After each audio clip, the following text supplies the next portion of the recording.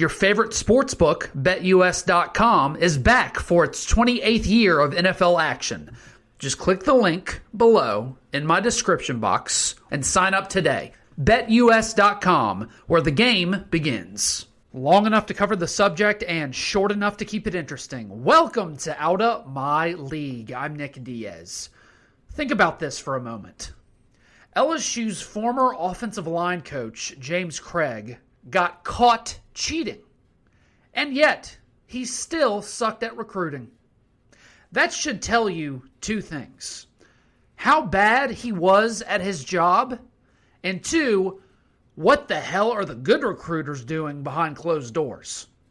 Now, when the NCAA announced this morning that they were going to make a ruling on the NCAA infractions with LSU, our favorite reporter, Pat Forty, got out his lotion and tissue box thinking it was men's college basketball.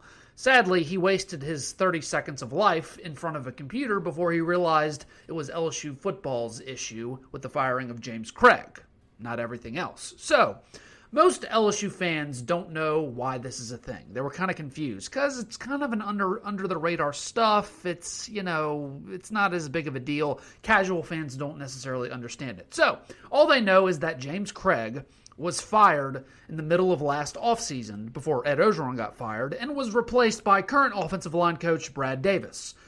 So, long story short, LSU's former offensive line coach, James Craig, sucked at his job.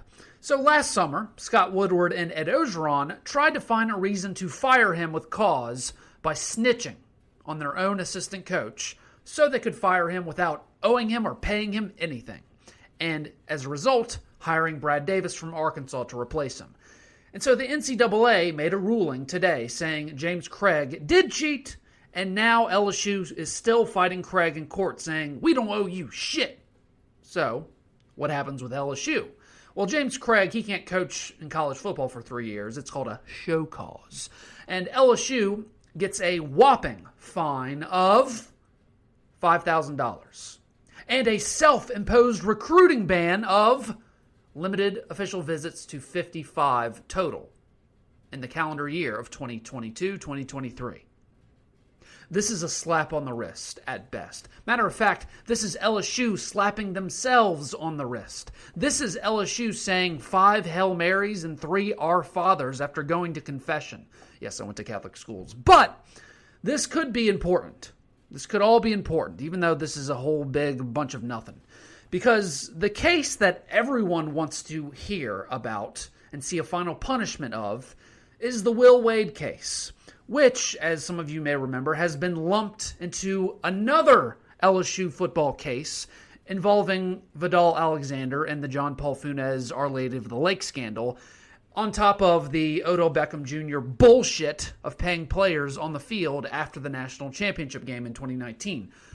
The reason why the NCAA lumped those together with Will Wade is because they wanted to scare LSU into firing Will Wade, or else we'll punish football as bad as we'll punish men's basketball, so you better give us what we want.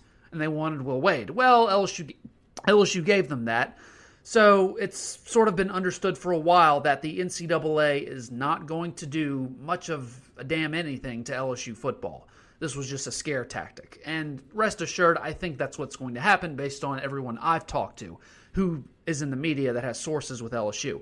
And maybe this situation with James Craig all but confirms that theory, because James Craig's stuff is worse. Now, the John Paul Funes thing is disgusting, but it's worse for LSU because James Craig is directly tied to LSU football, as opposed to the Our Lady of the Lake scandal and the OBJ shit show is not. James Craig is, or was, an employee and coach on the LSU football team. John Paul Funes of Our Lady of the Lake was not.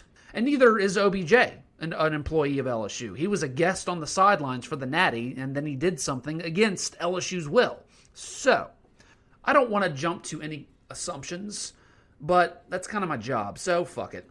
It stands to reason that if this whole punishment LSU is getting from James Craig, then LSU football, it stands to reason that if this is the only punishment LSU is getting from the James Craig situation, then LSU football is not getting anything worse once the new investigation comes down, probably next year with Will Wade and Vidal Alexander and what have you, which is what the NCAA has told LSU officials this whole time.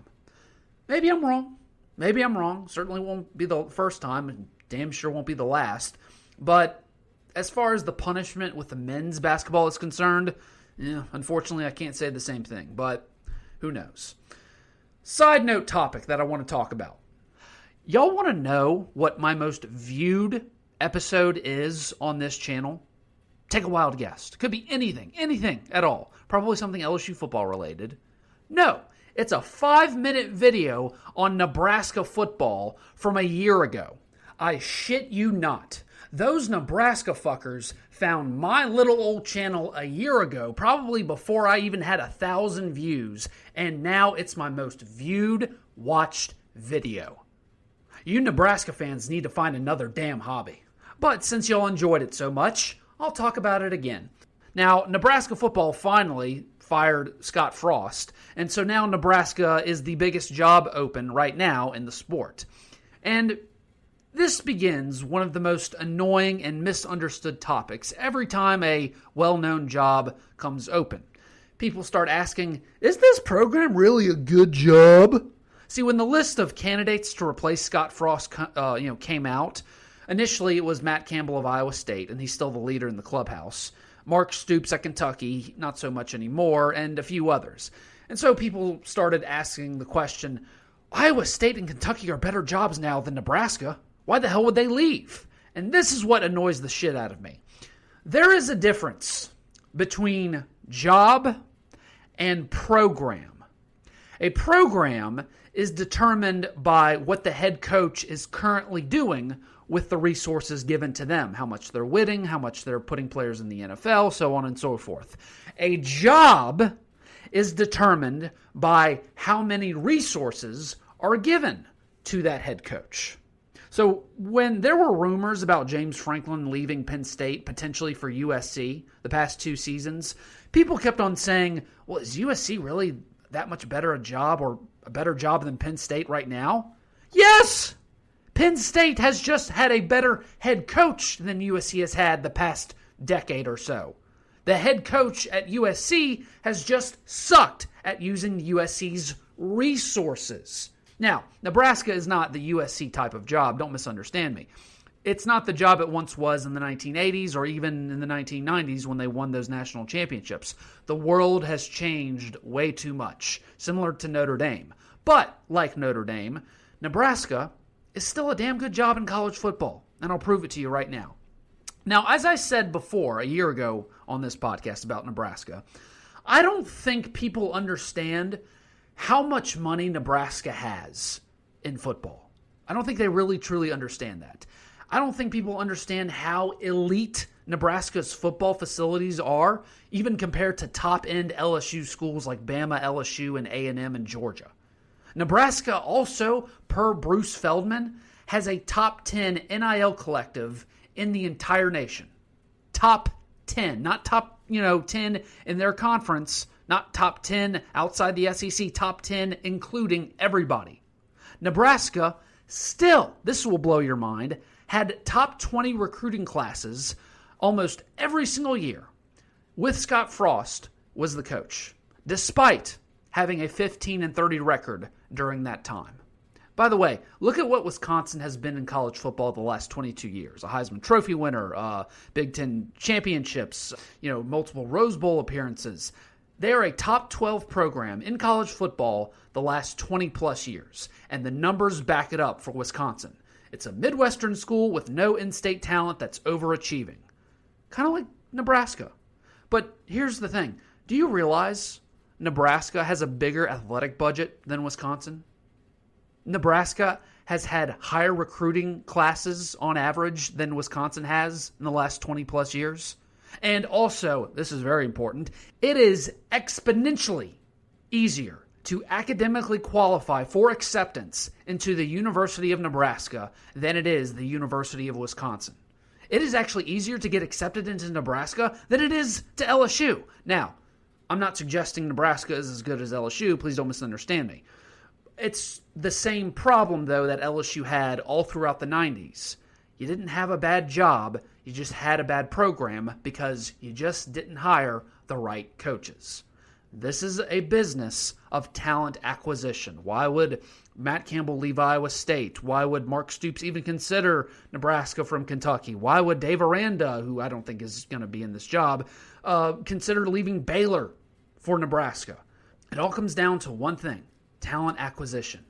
And you do that with money, easier academics, and location. Now, Nebraska doesn't have the location part, which means it's no longer an elite job in college football, but they have everything else. And as I said, there is a difference between a job and a program. Nebraska is not a top 12 job anymore, but there is no reason to think that it can't be a top 12 program. Thanks for listening to Out of My League. If you like what you heard, be sure to like, share, and subscribe. Or follow me on Twitter, Facebook, Instagram, and TikTok in the description link below.